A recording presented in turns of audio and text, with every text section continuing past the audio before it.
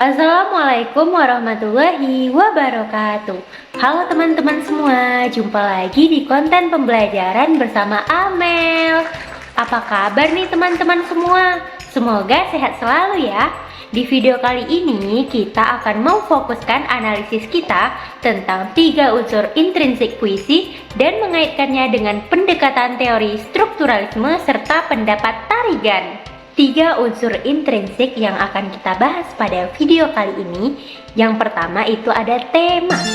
Menurut Goris Krafft pada tahun 1980, halaman 107 menegaskan bahwa tema merupakan suatu amanat utama yang disampaikan dalam sebuah karangan.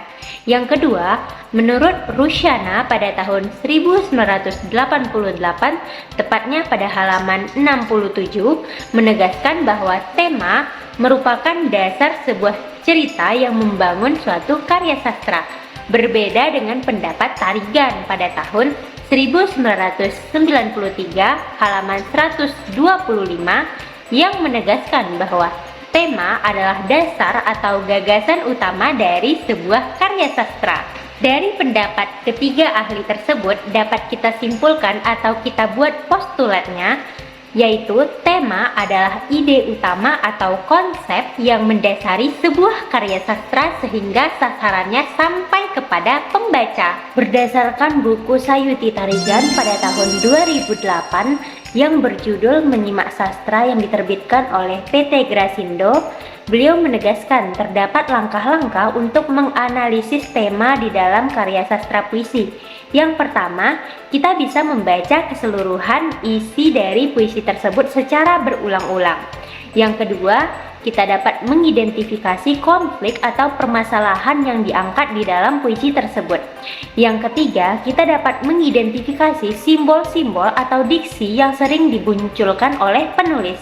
Dan yang keempat, kita dapat merumuskan hal-hal yang sering dimunculkan di dalam suatu karya sastra sehingga didapatlah tema utamanya. Oke teman-teman, itulah tadi pengertian mengenai tema berdasarkan beberapa teori para ahli. Yang kedua yaitu amanat. Menurut Rusyana pada tahun 1982, tepatnya pada halaman 74, menjelaskan bahwa amanat adalah ajaran moral atau pesan yang ingin disampaikan pengarang kepada pembaca. Sedangkan menurut Nurgiantoro pada tahun 2012, tepatnya pada halaman 161, menegaskan bahwa amanat merupakan gagasan yang mendasari cerita dan berisi pesan moral yang ingin disampaikan pengarang melalui tokohnya.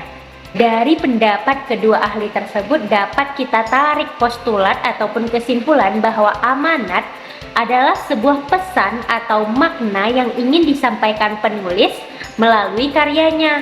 Amanat ini bisa mencakup nilai, ajaran moral, ataupun pemikiran yang ingin disampaikan penulis kepada pembaca. Kadangkala ketika kita membaca sebuah karya sastra, baik itu puisi ataupun cerpen, kita tidak menemukan amanat ini secara langsung, melainkan secara implisit atau tersurat. Terdapat 2 jenis amanat, yaitu amanat tersurat dan tersirat. Apa perbedaan antara amanat tersurat dan amanat tersirat? Jadi, amanat tersurat adalah pesan yang disampaikan secara jelas dan langsung oleh pengarangnya. Berbeda halnya dengan amanat tersirat. Amanat tersirat ini tidak disampaikan secara jelas dan langsung, melainkan dapat ditemukan saat kita menganalisis karya sastra secara mendalam. Oke teman-teman, tadi kan sudah terdapat langkah-langkah untuk menemukan tema di dalam suatu karya sastra puisi. Nah sekarang terdapat juga nih langkah-langkah untuk menemukan amanat di dalam karya sastra puisi. Yang pertama, kita dapat membaca keseluruhan isi dari karangan tersebut. Yang kedua, kita identifikasi tema utama atau pesan yang ingin disampaikan penulis.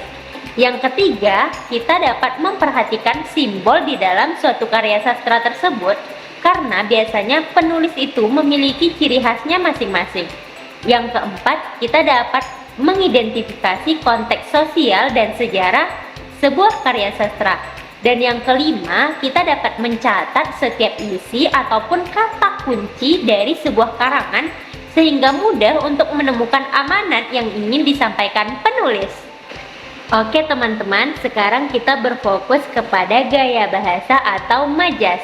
Apakah sama antara gaya bahasa dan majas? Jawabannya sama teman-teman, karena majas ini termasuk ke dalam gaya bahasa. Nah, menurut Nurgiantoro pada tahun 2010 halaman 276 menegaskan bahwa gaya bahasa adalah cara pandang pengarang dalam menggunakan bahasa untuk mengungkapkan sesuatu yang akan dikemukakan. Berbeda dengan pendapat Tarigan pada tahun 2013 tepatnya halaman 4. Tarigan menegaskan bahwa gaya bahasa adalah bahasa yang indah untuk meningkatkan efek dengan memperkenalkan dan membandingkan suatu benda atau hal tertentu yang lebih umum. Nah, dari pendapat itu postulat yang dapat kita tarik yaitu gaya bahasa adalah ungkapan-ungkapan tertentu untuk menciptakan efek estetika, mengekspresikan ide, memberikan nuansa tertentu dalam sebuah karya sastra. Tarigan membagi jenis-jenis majas ke dalam 4 golongan. Yang pertama ada majas perbandingan. Majas perbandingan adalah majas yang menyandingkan suatu objek antara objek yang satu dengan objek yang lainnya. Yang kedua ada majas pertautan. Majas pertautan adalah majas yang maknanya bertaut dengan hal lain yang sedang disampaikan seperti gagasan ataupun ide. Yang kedua, ada majas perulangan. Majas perulangan ini melukiskan suatu keadaan dengan cara mengulang-ulang kata, frasa, atau suatu maksud. Yang keempat, majas pertentangan. Majas pertentangan adalah majas yang digunakan untuk mengekspresikan suatu hal dengan cara mempertentangkan dengan hal lainnya. Terdapat langkah-langkah atau cara untuk mengidentifikasi dan menggolongkan majas di dalam sebuah karya sastra. Yang pertama, kita dapat membaca karya sastra baik itu cerpen ataupun puisi secara keseluruhan. Yang kedua, kita dapat mengidentifikasi jenis majas tersebut. Yang ketiga, memahami konteks ataupun situasi dalam karya sastra yang digunakan majas tersebut. Yang keempat, menganalisis makna tersembunyi dari majas yang digunakan. Nah teman-teman, ketika kita menganalisis sebuah karya sastra dengan berfokus pada tema, amanat, dan gaya bahasa, seperti yang sudah kita jelaskan tadi, artinya kita menggunakan pendekatan ataupun teori strukturalisme, yang mana ketiga unsur tersebut merupakan unsur intrinsik yang membangun suatu karya sastra. Teori strukturalisme adalah sebuah teori yang menekankan peneliti untuk memperhatikan unsur pembangun dari karya sastra tersebut, kemudian mengaitkan unsur tersebut agar maknanya dapat diterima dan dirumuskan. Dengan mengacu berdasarkan pendapat Tarigan tentang tema, amanat, dan gaya bahasa, sekarang kita dengarkan pembacaan puisi Hujan Bulan Juni karya Sapardi Djoko Damono ya. Supaya memudahkan kita dalam proses menganalisis tersebut, kita akan mencoba menggunakan pendekatan strukturalisme.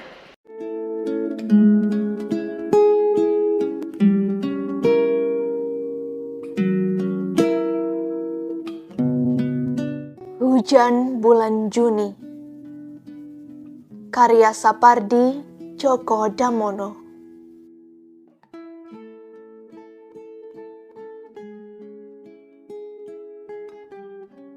Tak ada yang lebih tabah dari hujan bulan Juni. Dirahasiakannya rintik rindunya kepada pohon berbunga itu.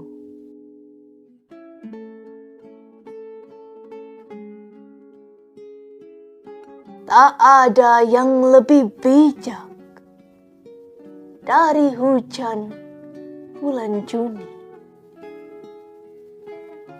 Dihapusnya jejak-jejak kakinya yang ragu-ragu di jalan itu.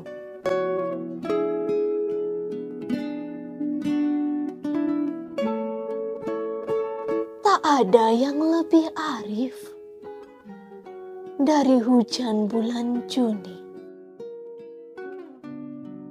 Dibiarkannya yang tak terucapkan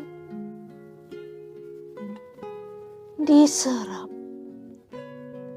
akar pohon bunga itu.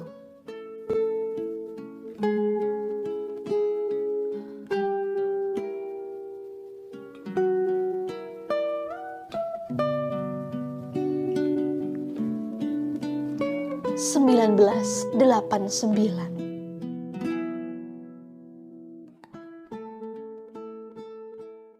Dengan menggunakan pendekatan strukturalisme dapat disimpulkan bahwa tema dari puisi ini yaitu mengenai cinta yang terpendam dan orang yang merasakan perasaan tersebut lebih memilih untuk mencintai dalam diam. Hal tersebut dapat terlihat pada bait pertama yaitu tak ada yang lebih tabah dari hujan bulan Juni. Dirahasiakannya rintik rindunya pada pohon berbunga itu. Nah, apa amanat dari puisi ini? Puisi Hujan Bulan Juni karya Sapardi Djoko Damono ini memiliki amanat tentang sifat ketabahan, kebijaksanaan, dan kearifan yang harus dimiliki oleh setiap manusia meskipun tidak sesuai dengan apa yang kita inginkan. Dan juga tidak semua yang diinginkan bisa didapatkan dengan mudah. Hal ini dibuktikan dengan bait pertama baris pertama yang mana bunyinya tak ada yang lebih tabah. Terdapat pula pada bait kedua baris pertama yaitu tak ada yang lebih bijak. Dan terdapat juga pada bait ketiga baris pertama yaitu tak ada yang lebih arif. Sekarang kita berfokus kepada majas yang terdapat di dalam puisi Hujan Bulan Juni. Jadi, majas yang terdapat di dalam puisi Hujan Bulan Juni adalah majas personifikasi teman-teman. Majas personifikasi ini merupakan majas yang mana mengumpamakan benda mati seolah-olah dapat melakukan sesuatu layaknya manusia. Majas personifikasi ini masuk ke dalam ruang lingkup majas perbandingan. Buktinya, pada potongan larik bait kedua baris kedua dan ketiga yang mana seolah-olah hujan bulan Juni dapat melakukan pekerjaan manusia yaitu menghapus jejak-jejak, serta terdapat pula pada potongan bait kedua baris ketiga dan keempat yang memberi gambaran seolah-olah hujan bulan Juni ini memiliki kemampuan berbicara dan melakukan ataupun menyimpan pembicaraan. Oke teman-teman, sekian dulu ya pembahasan kita mengenai pembedahan unsur intrinsik puisi dengan memfokuskan 3 unsur yaitu tema, amanat, dan gaya bahasa dengan mengacu beberapa teori para ahli dan melakukan pendekatan dengan menggunakan teori strukturalisme. Sampai jumpa pada video selanjutnya. Tetap jaga kesehatan ya teman-teman. Assalamualaikum warahmatullahi wabarakatuh.